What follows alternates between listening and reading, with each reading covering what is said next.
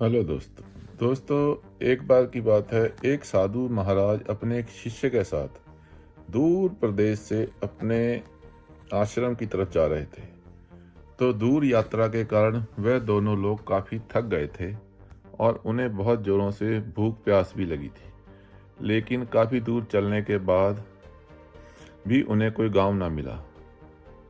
तो वो रास्ते में घना जंगल पार करते भूख प्यास से थके हुए जंगल पार कर आगे पहुंचे तो उन्हें पास में एक गांव दिखाई दिया। तो शिष्य को कुछ भोजन मिलने की आस लगी। फिर साधु महाराज अपने शिष्य के साथ गांव में पहुंचे और वहां एक व्यक्ति के घर में भिक्षा के रूप में भोजन मांगा। तो वो व्यक्ति साधु महाराज को दुत्कारते हुए बोला कि पता नहीं कहाँ से लोग यहाँ चले आते हैं और ऐसे लोगों को मुफ्त में खाना चाहिए। साधु के भेष में बहरूपिये होते हैं जो काम धंधा तो करना नहीं चाहते। और इस तरह साधु को काफ़ी भला बुरा कहने लगा। तो साधु महाराज उसकी बातों को नज़रअंदाज करते हुए आशीर्वाद देते हुए बोले, तुम हमेशा इसी गांव में रहो। और फिर साधु महाराज आगे बढ़ गए और आगे चलकर उन्हें एक दूसरा गांव दिखाई दिया। फिर साधु महाराज ने उस गांव में जाकर एक और व्यक्ति से भोजन और पानी की मांग की।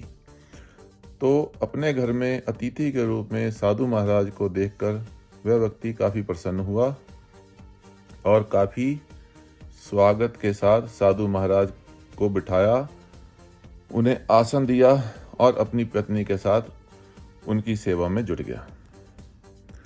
पत्नी को अच्छे और स्वादिष्ट पकवान बनाने को कहा।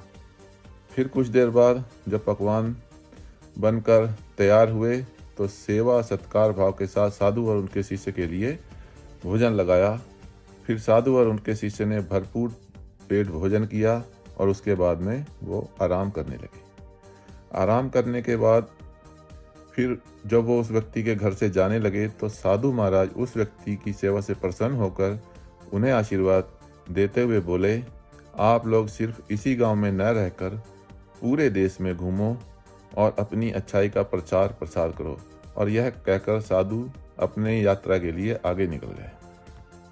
लेकिन साधु महाराज की बातों को सुनकर उनका शिष्य रास्ते भर सोचता रहा कि भला साधु महाराज जी ने ऐसा क्यों आशीर्वाद दिया। उसे कुछ समझ नहीं आ रहा था।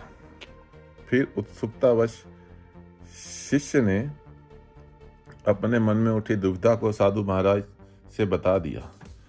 तो साधु महाराज ने उन दोनों व्यक्तियों को जो आशीर्वाद दिया उसके बारे में विस्तार से बताया कि वह पहला व्यक्ति जो कि उन्हें काफ़ी भला बुरा कह रहा था, उन्हें सिर्फ उसी गांव तक सीमित रहने का आशीर्वाद दिया था ताकि वह अपने बुरे व्यवहार को औरों तक ना पहुंचाए।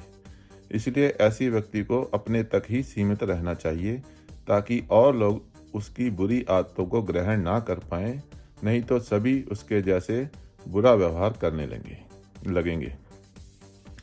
जबकि जो व्यक्ति ने उनको सेवा भाव से भोजन कराया था, ऐसे व्यक्ति की अच्छाई उसी गांव तक सीमित ना रहनी चाहिए और लोग भी उसकी अच्छी बातों को सीख सकें और अच्छा व्यवहार कर सकें, इसलिए उसकी अच्छाई का प्रचार प्रसार हो।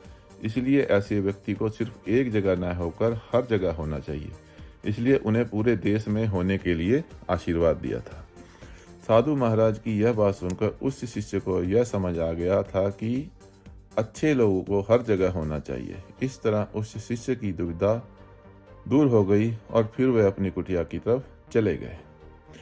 इस कहानी से हमें यही शिक्षा मिलती है दोस्तों कि हमारे पास जो भी अतिथि आए उसके साथ अच्छा व्यवहार करना चाहिए, क्योंकि हमारे यहाँ तो वैसे भी अतिथि को भगवान का रूप माना जाता है।